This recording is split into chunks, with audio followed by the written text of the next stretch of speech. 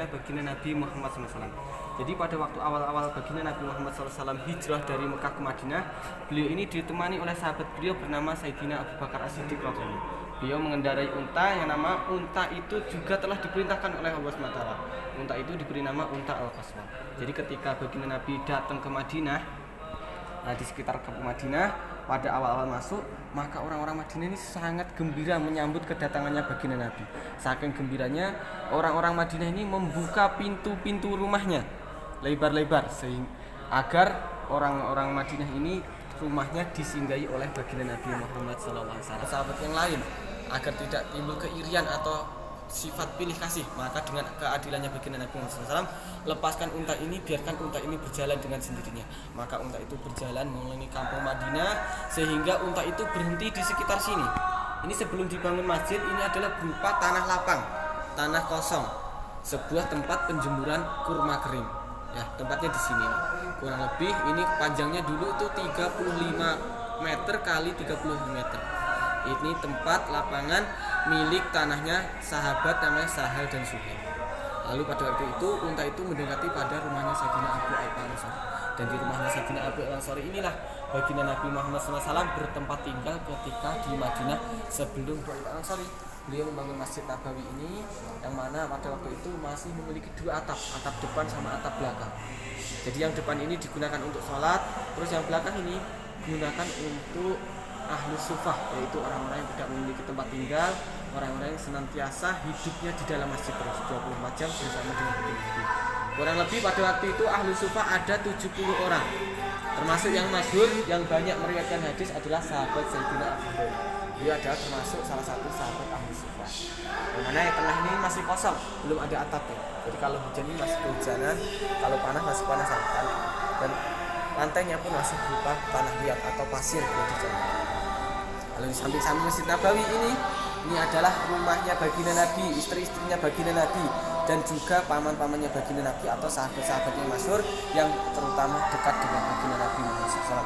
Di sini ada rumahnya baginda Nabi, yang mana rumah baginda Nabi ini dengan Masjid Nabawi itu gandeng jadi satu. Yang mana beliau sabdakan sendiri, ma baina baiti wa mimbari raudhatun min riyadil jannah. Ini antara rumahku, rumahnya baginda Nabi dengan mimbarnya baginda Nabi yang ada di sini itu disebut raudhah atau salah satu dari taman surganya Allah SWT. Jadi apabila orang itu berdoa di dalam raudhah antara rumahnya baginda Nabi dengan mimbarnya baginda Nabi, maka doa beliau itu pasti akan dikabulkan karena seolah-olah dia ini sudah berdoa di dalam surganya Allah SWT. Bahkan di pelataran surganya Allah SWT itu di tangan-tangannya. Begitu juga dengan ini, kalau ini adalah isi bagian dalam daripada rumahnya baginda Nabi yang ini. Nah, ini tempat tidur beliau, yang ini tempat ruang tamunya baginda Nabi Muhammad SAW. Jadi kamar baginda Nabi cuma ada dua tempat ini. Ada dua tempat ini. Ini ruang tamu. Kalau yang sebelah sini, ini akan dimakamkan, dikuburkan. Maka ada sahabat ini Sayyidina Abu Bakar Siddiq mengatakan baginda Nabi dimakamkan tepatnya di bawah tempat tidurnya baginda Nabi sendiri. Maka tempat ranjang tempat tidurnya baginda Nabi itu digeser sehingga baginda Nabi dimakamkan di sini.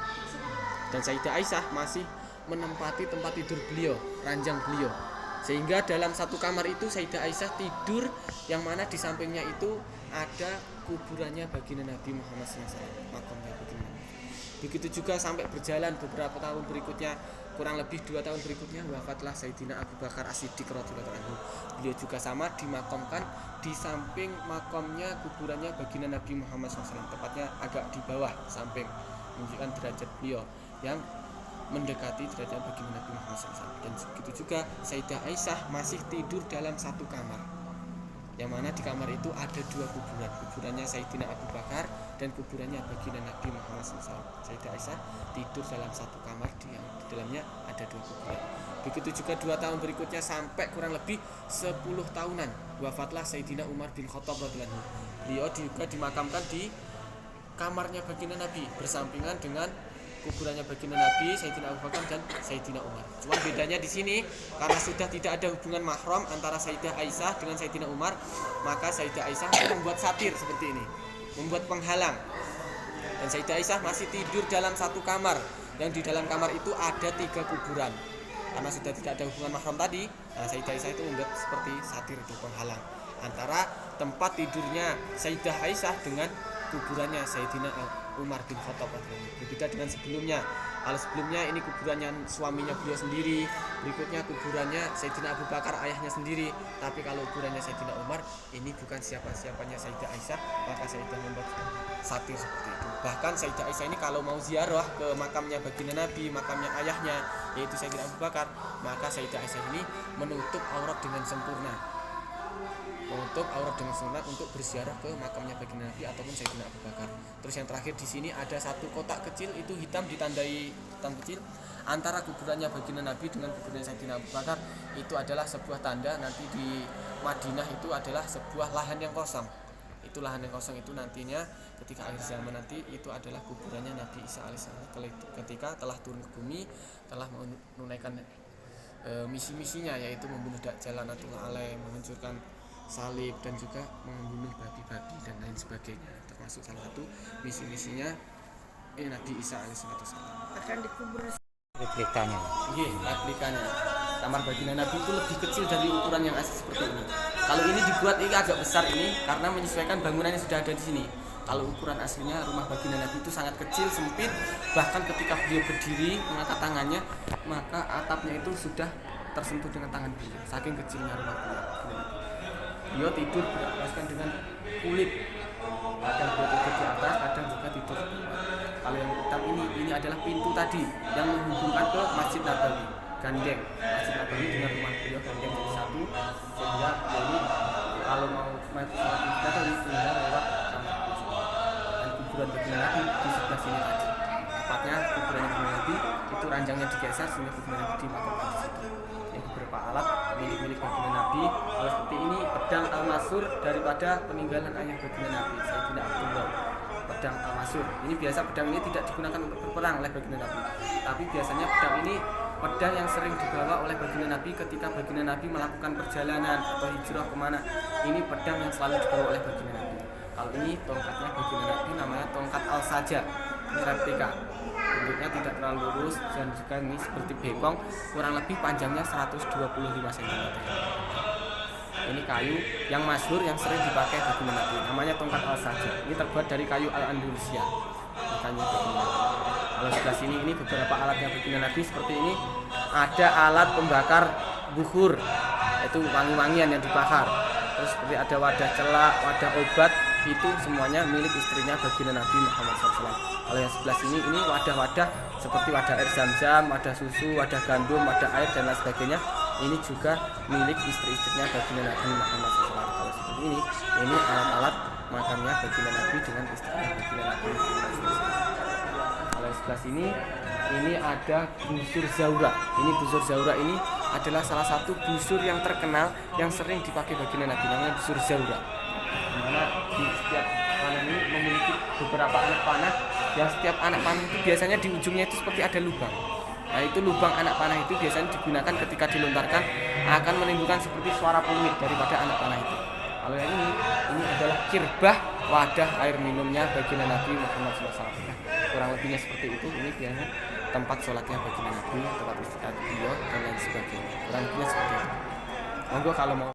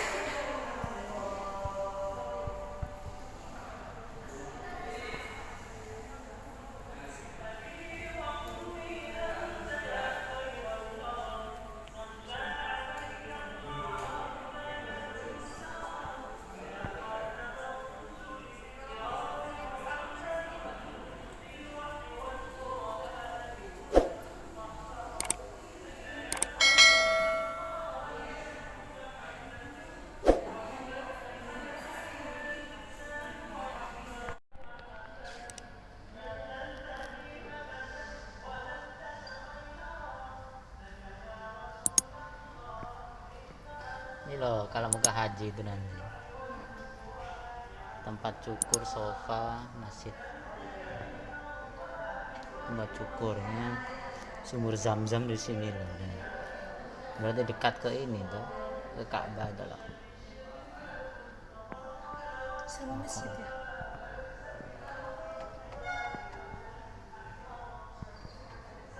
Itu masjidnya jauh sana.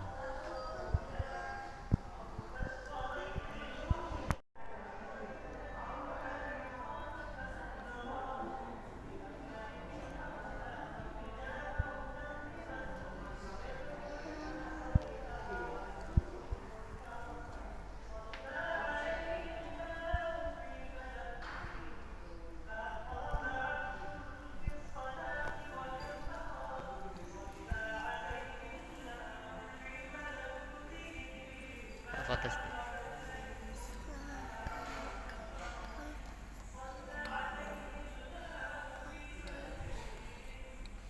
Video tuh.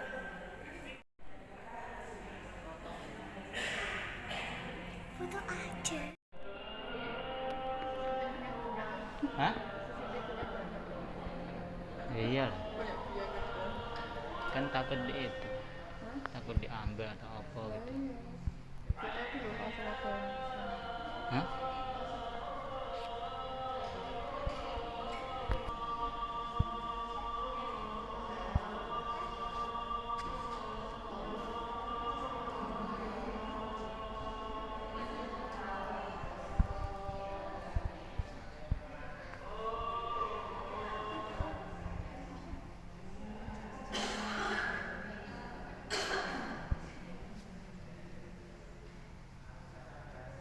Ini kayu, bukan besi.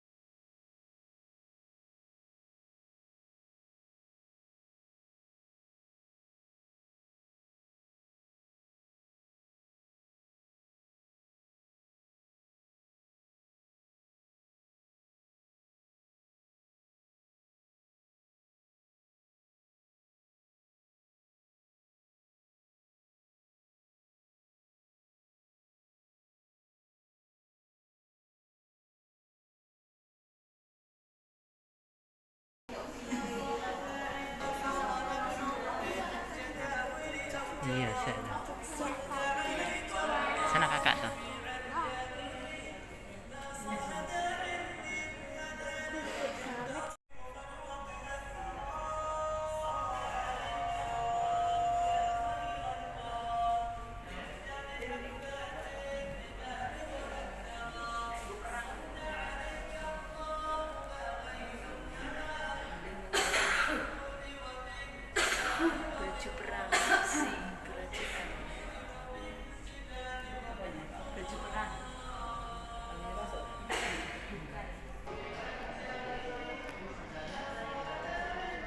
susunya.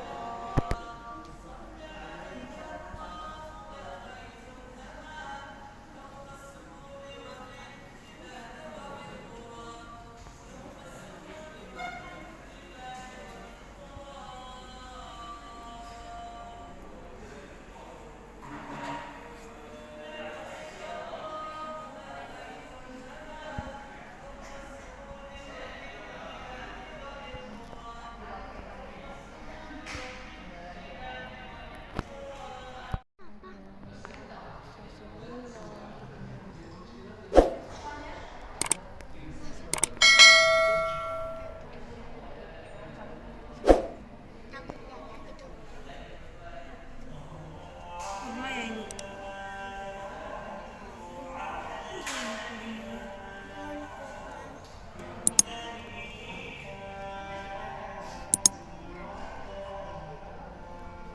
Kalau ada orang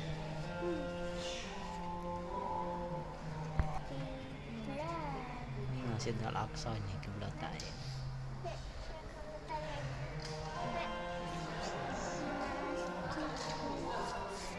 semua sepak kubah.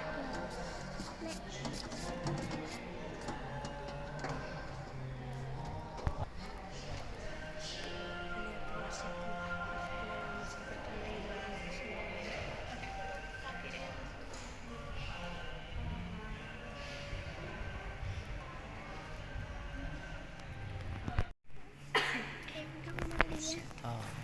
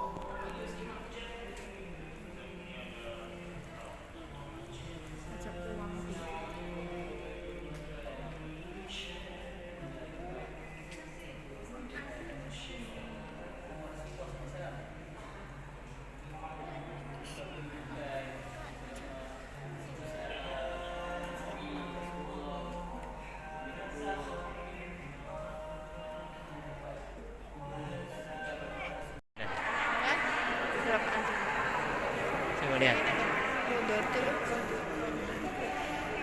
Berapa?